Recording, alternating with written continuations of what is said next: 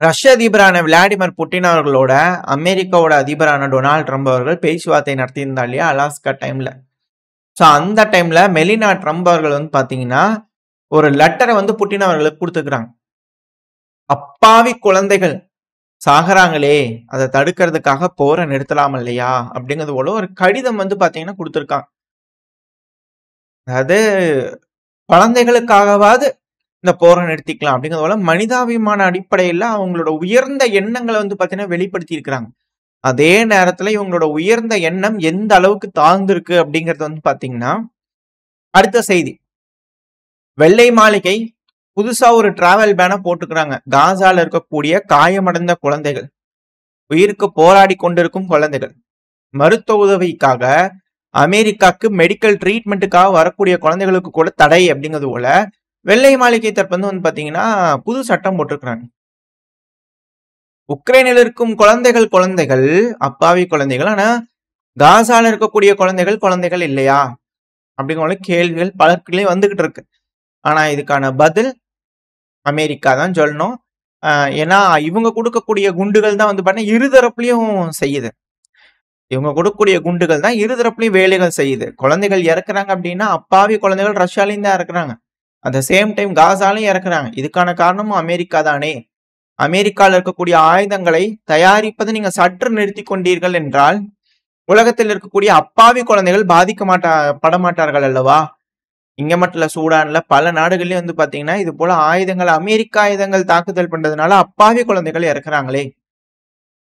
Melina Trump அவர்களே, அதையும் கொஞ்சம் பார்த்து நீங்க இன்னொரு கடிதம் எழுதி கொடுங்க.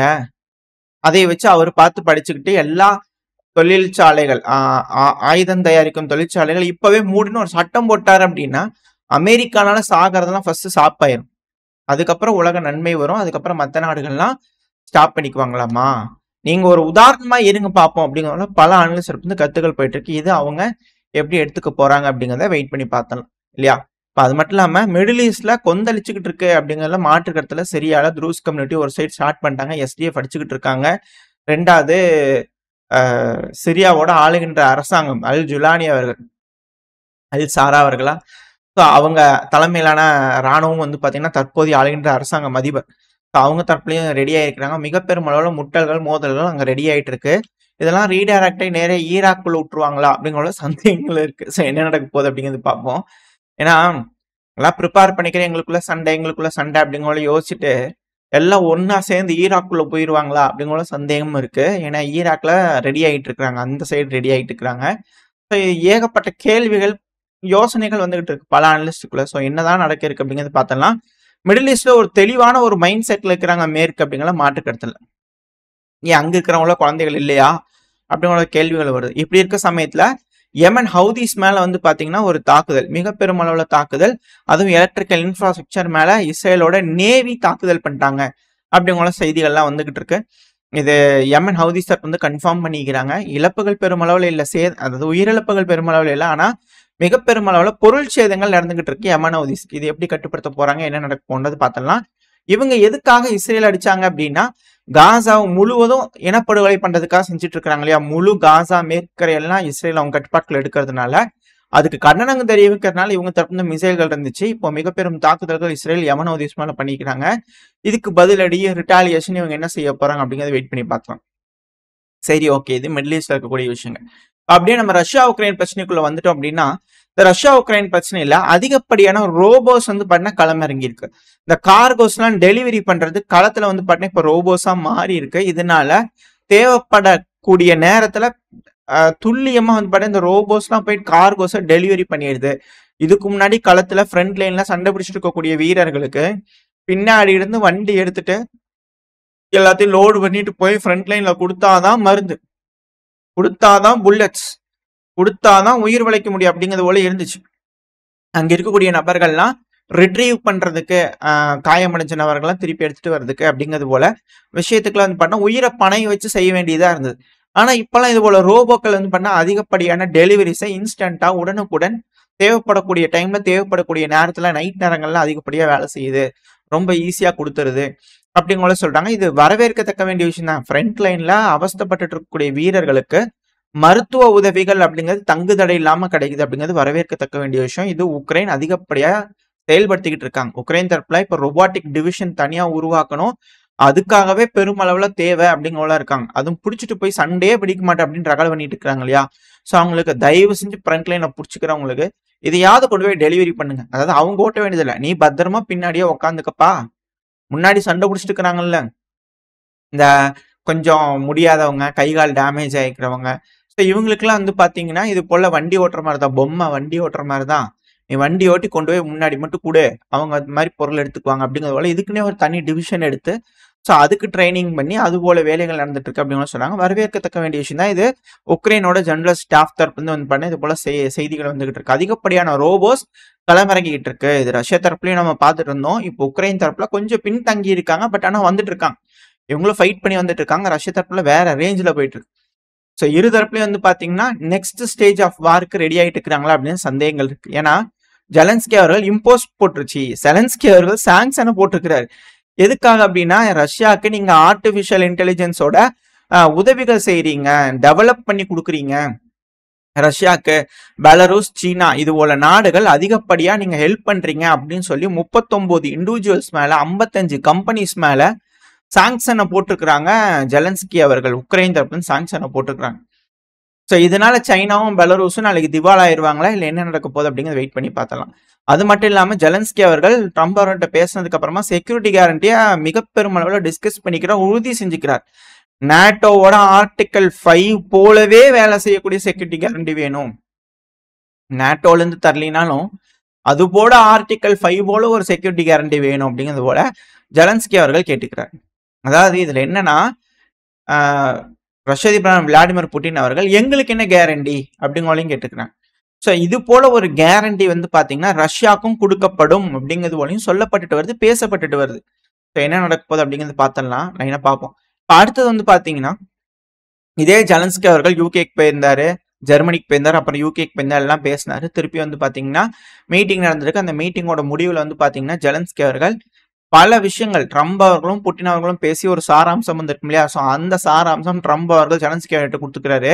அதுல பல பாயிண்ட்ஸ் இது செல்லாதுன்னு சொல்லி நிறைய பாயிண்ட் வந்து பாத்தீங்கன்னா கழிச்சு விட்டுக்கிறாரு. அதுவும் பிரசல்ஸ்ல நடக்கும்போது பிரஸ் கான்ஃபரன்ஸ்ல என்ன சொல்லிக்கிறாங்கன்னா பல பாயிண்ட்ஸ் நான் அடிச்சிட்டேங்க. எதுக்குங்க அதெல்லாம்?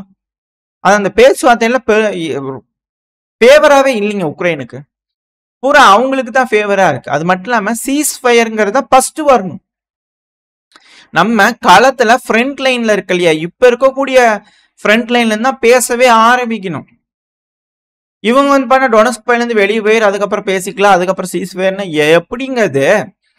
ஏன்னா உக்ரைனோட அதிபரான ஜெலன்ஸ்கி அவர்கள் ஏமாத்திக்கிறார், லிட்டரலா போய் சொல்லிக்கிறார். ஸோ அது போல விஷயங்கள் நடந்ததுனால ரஷ்யா இப்ப இப்படி கேட்கற போல நம்மளே ஏமாத்திடுவாங்களா, ஏன்னா நம்ம ஏமாத்திட்டோம், ஸோ அது போல நம்மளை ஏமாத்திடுவாங்களா அப்படிங்கிற ஒரு எண்ணம், பதட்டம், பயம் இருப்பது நியாயம்தான். ஏன்னா ஏமாத்தினவங்க அப்படிங்கும்போது அந்த பயம் இருக்கத்தான் செய்யும், உள்ள வந்து கருக்குன்னு இருக்கத்தான் செய்யும், அதுல எந்த ஒரு மாற்றமும் இல்லை. இப்ப இவரு இதுக்கு ஒத்துக்கிற மாதிரி தெரியல. ஆனா இதே அமெரிக்காவோட அதிபரான டொனால்டு ட்ரம்ப் அவர்கள் என்ன சொல்லிக்கிறாருன்னா பர்மனண்டான பீஸ் தான் வேணும். ரஷ்ய அதிபரான விளாடிமிர் புட்டின் அவர்கள் அதான் சொல்ல, இந்த டெம்பரவரி எல்லாம் வேணாம், பர்மனண்டான பீஸ் வேணும் அப்படிங்கிற சொல்லிக்கிறார். ஆனா இவரு டெம்பரவரியான சீஸ் ஃபயர் வேணும், அதுக்கப்புறம் தான் லாங் டேர்ம் பீஸை பத்தி நம்ம பேச முடியும் அப்படிங்கிற ஜெலன்ஸ்கி அவர்கள் சொல்றாரு.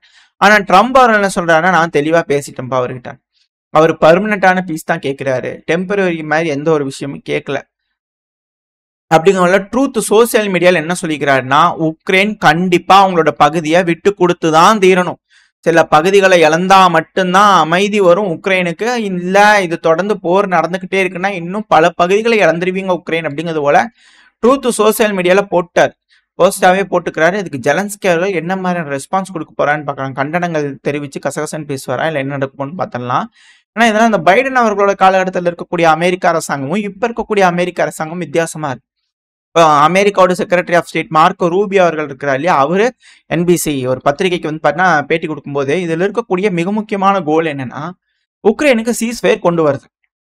ஆனா அதுக்கப்புறமா அக்ரிமெண்ட், பீஸ் அக்ரிமெண்ட் வருது. ஆனா நாங்க எந்த அளவுக்கு அழுத்தங்கள் கொடுத்து எல்லாம் பேசி பார்த்தாலும் அவங்க தரப்பு இருந்து என்ன சொல்றாங்கன்னா இது வந்து சரி வராது, நம்மளுக்கு லாங் டேர்ம் பீஸ் அக்ரிமெண்ட் தான் வேணும் அப்படிங்கிறத ரஷ்ய அதிபர் விளாடிமிர் புட்டின் அவர்கள் ரிஜெக்ட் பண்ணிட்டார்.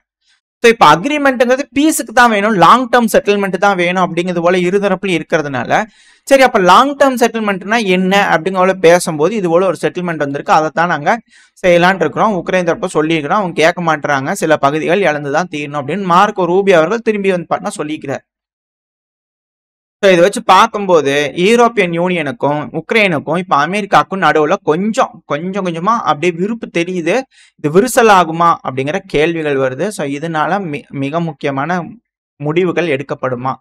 ஒத்துக்குவாங்களா ஜெலன்ஸ்கி அவர்கள், இல்லை ஒத்துக்க மாட்டேன்னு திரும்பவும் சண்டைக்கு போவாங்களா? யூரோப்பியன் யூனியன் என்கேஜ் ஆகுமா? என்ன நடக்குன்னு பார்க்கலாம். ஆனால் அடுத்த செகண்ட் இதே அமெரிக்காவில் மிக பெரும் அளவில் வன்முறைகள் நடந்துகிட்டு இருக்கு. இதே மற்ற நாடுகளாக இருந்தால் வேற மாதிரி பேசுவாங்க. இந்த அமெரிக்கா அப்படிங்கிறதுனால கண்டுக்கிறதுல எந்த மீடியாவும், ஏன்னா அந்த மாதிரியான விஷயங்கள் நடந்துட்டு இருக்கு. 3 நபர்கள் கொல்லப்பட்டிருக்கிறாங்க, 8 நபர்கள் காயமடைஞ்சிருக்கலாம் அப்படிங்களும் சொல்லப்பட்டு வருது. நியூயார்க்ல ஒரு ரெஸ்டாரண்ட் புருக்லின்ல வந்து பாத்தீங்கன்னா துப்பாக்கி சூடு நடந்திருக்கு. இதை வந்து பாத்தீங்கன்னா அது ஞாயிற்றுக்கிழமை அன்னைக்கு இது போல நடந்திருக்கு. இதெல்லாம் வந்து பாத்தீங்கன்னா அதிகரிச்சுக்கிட்டே இருக்கு. அமெரிக்கால தொடர்ந்து அசம்பாவிதங்கள் அப்படிங்கிறது அதிகரிச்சுக்கிட்டே இருக்கு. இதெல்லாம் மிகப்பெரும் அளவில் கட்டுப்பாட்டுக்குள்ள கொண்டு வரன்றதுக்காக அமெரிக்காவோட கேபிட்டலான வாஷிங்டன் டிசியில மிகப்பெரும் அளவில் ராணுவம் குமிஞ்சிருக்கு. தொடர்ந்து பேட்டர்ன்ல வந்துகிட்டே இருக்கிறாங்க. அப்படியே இது வந்து கேம்ல வர மாதிரி, இது என்னதுங்க இது கிரைம் ஃபைட்டிங் கார்டு மோடு மாதிரி என்னதுங்க இது, எந்நேரம் பார்த்தாலும் பறையிடு வந்துட்டே இருக்கிறாங்க. மக்கள் வாழ்றதா இது பார்த்தா என்னது இது, அதாவது கேபிட்டலை சுத்தி வந்து பாத்தீங்கன்னா எதிரிகள் வந்துட்டாங்க, எந்த நேரமும் சண்டை இருக்கும் அப்படிங்கிற ஒரு பதட்டத்திலேயே வந்து பாத்தீங்கன்னா அமெரிக்கா இருக்கிற மாதிரி தெரியுது. இதைத்தான் ரஷ்ய அதிபரான விளாடிமிர் புட்டின் அவர்கள் எடுத்து சொல்லிட்டு இருந்தார். எந்நேரமுமே எங்க வாசப்படையில் நின்று எல்லாத்தையும் வந்து ரெடி பண்ணி வச்சுட்டு இருந்தா அப்புறம் எங்களுக்கு கலக்கிட்டு தான் இருக்கணும், நாங்க எத்தனை நாளைக்கு அப்படியே இருக்க முடியும் அப்படிங்கிறத கேட்டுறது இல்லையா? இப்ப அமெரிக்கா அது போல ஒரு சூழல் இருக்குது. அதனாலதான் ராணுவ படை வீரர்கள் கேபிட்டலை சுத்தி வந்துட்டு இருக்காங்க. ஒருவேளை சிவில் வாருக்கான அறிகுறியா அப்படிங்கிற அச்சங்கள் வந்துகிட்டு இருக்கு. ஏன்னா அமெரிக்காவில் சிவில் வார்னா முடிஞ்சிச்சுன்னு அர்த்தம். யாரெல்லாம் டாலர் நம்பி இருக்கிறீங்களோ, யாரெல்லாம் வர்த்தகத்தை நம்பி இருக்கீங்களோ, யாரெல்லாம் ஃபாரின் கம்பெனிஸை நம்பி இருக்கீங்களோ, வேலையில் இருக்கீங்களோ, மிகப்பெரும் அளவில் சிக்கல்கள் வரும். இது போல எதுவும் நடக்கக்கூடாது அப்படிங்கிறது போல வேண்டிக்கலாம். இது மட்டும் இல்லாமல் இன்னொரு பக்கத்துலேயே ஆரம்பிச்சுக்கிறாங்க. பீஜிங்கில் வந்து பார்த்தீங்கன்னா சீனா வண்டியா வந்து பார்த்தீங்கன்னா சாரே இறக்கிட்டு இருக்காங்க. நம்ம நேத்திக்கு பதிவில் கூட பார்த்தோன்னா இப்போ தொடர்ந்து வண்டிகள் வந்துட்டு இருக்கு. பறையெடுக்கு அப்படிங்கிறத சொல்றாங்க. இது பறையெடுக்கு அப்படிங்கிறது போல ஒரு எண்டிலிருந்து எல்லாத்தையும் கொண்டு வந்து இங்கே வச்சு எடுத்துட்டு போங்க ஃப்ரண்ட்டுக்கு அப்படிங்கிறது போல இவங்க எட்டு வந்துருவாங்களா தைவானுக்கு அப்படிங்கிற கேள்விகள், அச்சங்கள், பதட்டங்கள் இருக்கு. எல்லாரும் ரெடி ஆயிட்டு இருக்கிறாங்க அப்படிங்கிற மாற்று கருத்துல இந்த போர் உலக போரா மாறப்போகுதா இல்ல அமைதிக்கான வழியை ஏற்படுத்த போகுதா அப்படிங்கிறது உக்ரைன் கிட்ட தான் இருக்கு. உக்ரைன் என்ன செய்ய போறாங்க வெயிட் பண்ணி பார்ப்போம். ஓரளவுக்கான தகவல்கள் இந்த பையில பார்த்துருப்போம்னு நினைக்கிறேன். இதோட இந்த பதிவு நான் முடிச்சுக்கலாம். இந்த பதிவு எப்படி உங்களுக்கு பிடிச்சிருக்கா? பிடிச்சுனா லைக் பண்ணிட்டு உங்க ஃப்ரெண்ட்ஸ் ஷேர் பண்ணிக்கோங்க. அது கூட மறக்காம நம்ம சேனலை சப்ஸ்கிரைப் பண்ணலாம், மறக்காம சப்ஸ்கிரைப் பண்ணிக்கோங்க. இந்த பதிவு நல்லா இருக்கும்னு நம்பிக்கை அடுத்த பேர் உங்க சந்திக்கிறேன். Stay safe, by.